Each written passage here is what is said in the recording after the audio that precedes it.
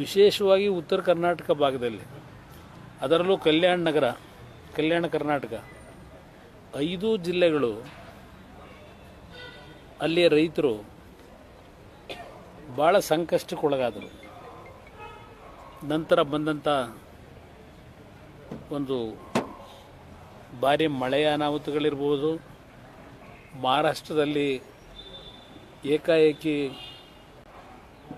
3 ರಿಂದ 4 ಲಕ್ಷ ಕ್ಯೂಸೆಕ್ಸ್ ನೀರನ್ನ ಪ್ರತಿದಿನ 5 ಲಕ್ಷದವರೆಗೆ ಪ್ರತಿದಿನ ಮಹಾರಾಷ್ಟ್ರದಿಂದ ಬಿಟ್ಟಂಥದ್ದೇನಿದೆ, ಆ ಭಾಗದಲ್ಲಿ ನೂರಾರು ಹಳ್ಳಿಗಳು ಜಲಾವೃತವಾದಂಥದ್ದು ಮತ್ತು ಸುಮಾರು 12 ಲಕ್ಷದಿಂದ 13 ಲಕ್ಷ ಹೆಕ್ಟರ್ವರೆಗೆ ಬೆಳೆ ಸಂಪೂರ್ಣ ನಾಶ ಆಗಿದೆ. ಆ ಒಂದು ಸನ್ನಿವೇಶದಲ್ಲಿ ಈ ರಾಜ್ಯದ ರೈತರ ಪರವಾಗಿ ಪ್ರಥಮವಾಗಿ ರೈತರಿಗೆ ಒಂದು ವಿಶ್ವಾಸ ಮೂಡಿಸ್ತಕ್ಕಂಥ ಕೆಲಸಕ್ಕೆ ಕಲಬುರಗಿ, ಬೀದರ್, ಯಾದಗಿರಿ ಜಿಲ್ಲೆಗಳಿಗೆ ಪ್ರವಾಸ ಮಾಡಿದಂಥದ್ದು ಜನತಾದಳ.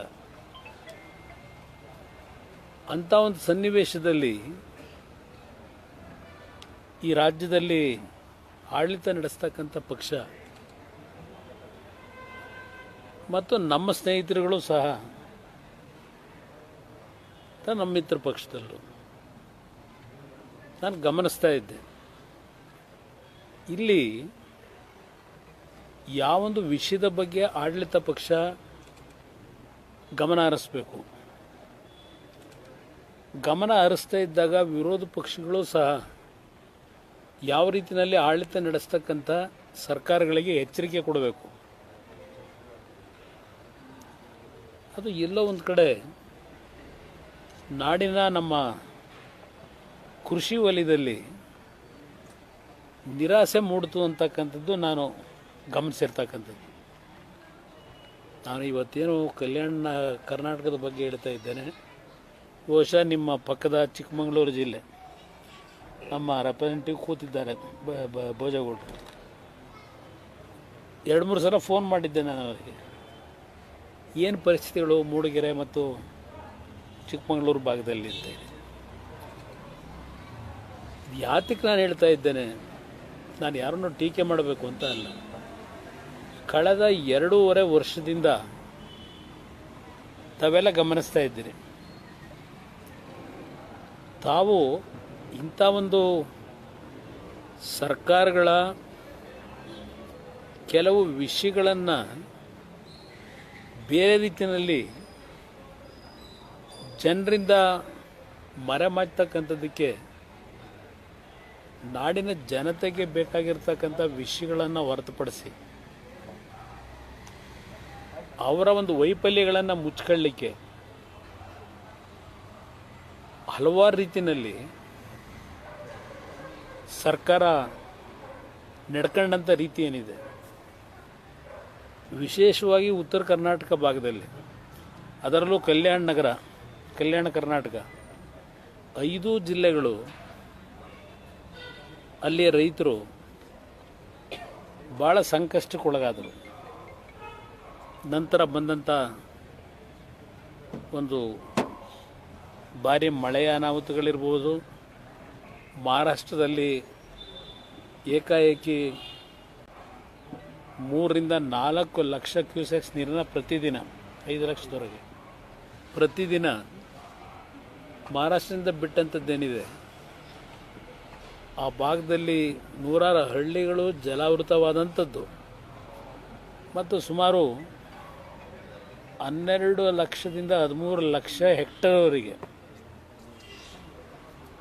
ಬೆಳೆ ಸಂಪೂರ್ಣ ನಾಶ ಆಗಿದೆ. ಆ ಒಂದು ಸನ್ನಿವೇಶದಲ್ಲಿ ಈ ರಾಜ್ಯದ ರೈತರ ಪರವಾಗಿ ಪ್ರಥಮವಾಗಿ ರೈತರಿಗೆ ಒಂದು ವಿಶ್ವಾಸ ಮೂಡಿಸ್ತಕ್ಕಂಥ ಕೆಲಸಕ್ಕೆ ಕಲಬುರಗಿ, ಬೀದರ್, ಯಾದಗಿರಿ ಜಿಲ್ಲೆಗಳಿಗೆ ಪ್ರವಾಸ ಮಾಡಿದಂಥದ್ದು ಜನತಾದಳ. ಅಂಥ ಒಂದು ಸನ್ನಿವೇಶದಲ್ಲಿ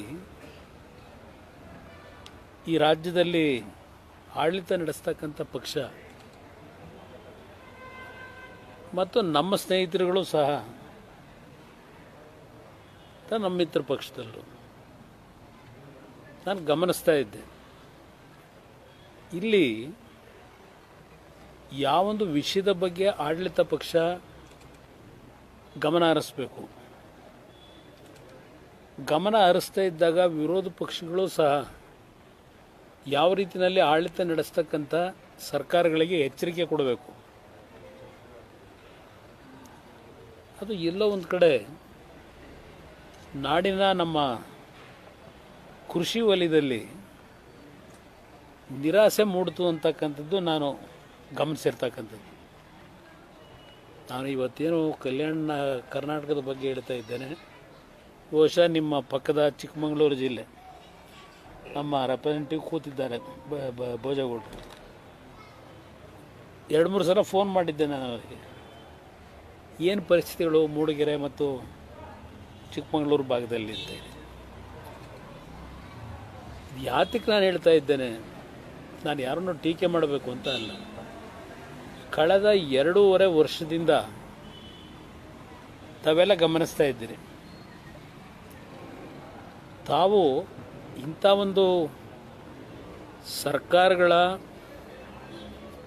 ಕೆಲವು ವಿಷಯಗಳನ್ನು ಬೇರೆ ರೀತಿಯಲ್ಲಿ ಜನರಿಂದ ಮರೆಮಾಚ್ತಕ್ಕಂಥದ್ದಕ್ಕೆ ನಾಡಿನ ಜನತೆಗೆ ಬೇಕಾಗಿರ್ತಕ್ಕಂಥ ವಿಷಯಗಳನ್ನು ಹೊರತುಪಡಿಸಿ ಅವರ ಒಂದು ವೈಫಲ್ಯಗಳನ್ನು ಮುಚ್ಕೊಳ್ಳಿಕ್ಕೆ ಹಲವಾರು ರೀತಿಯಲ್ಲಿ ಸರ್ಕಾರ ನಡ್ಕೊಂಡಂಥ ರೀತಿ ಏನಿದೆ. ಹೆಚ್ಚಿನ ವಿಡಿಯೋಗಳಿಗೆ ಪ್ರತಿಧ್ವನಿ ಯೂಟ್ಯೂಬ್ ಚಾನೆಲ್ ಸಬ್ಸ್ಕ್ರೈಬ್ ಮಾಡಿ, ಬೆಲ್ ಐಕಾನ್ ಕ್ಲಿಕ್ ಮಾಡಿ.